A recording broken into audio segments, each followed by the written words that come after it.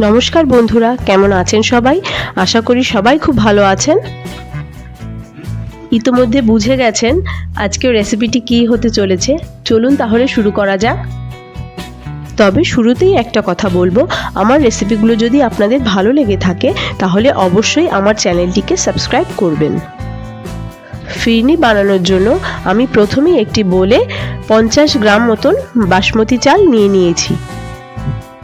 এবার আমি চালগুলোকে ভালো করে ধুয়ে কমপক্ষে 30 মিনিটের জন্য ভিজিয়ে রাখবো। আমি 2 টেবিল চামচ মতন দুধ দিয়ে চালগুলোকে ব্লেন্ড করে নেব। চালগুলোকে আমি একটু আধ ভাঙা অবস্থায় ব্লেন্ড করব। এবার আরেকটি বলে আমি 5 থেকে 6টি করে কাজু, আমন্ড এবং পেস্তা ভিজিয়ে রেখেছিলাম, সেগুলোকে ব্লেন্ড করে নেব। এখন আমি ওভেনে প্যান বসিয়ে তাতে 1 লিটার মতন ফুল ক্রিম মিল্ক নিয়ে নেব। ঘন ঘন নাড়তে হবে যাতে তলা ধরে না যায়। দুধ যখন ভালোভাবে ফুটে উঠবে সেই পর্যায়ে আমি বেটে রাখা বাসমতি চালের পেস্ট দিয়ে দেব। দেখতে পাচ্ছেন চালগুলোকে আমি পুরোপুরি ব্লেন্ড করিনি, এরকম একটু দানা দানা মতন থাকলে খাবার সময় যখন মুখে পড়বে খুব ভালো লাগবে। চাল দিয়ে অনবরত নাড়তে থাকতে হবে। চাল বাটা দুধের সঙ্গে মিশে গিয়ে যখন ভালোভাবে ফুটতে শুরু করবে তখন আমি স্বাদের জন্য 1 চিমটি লবণ দেব।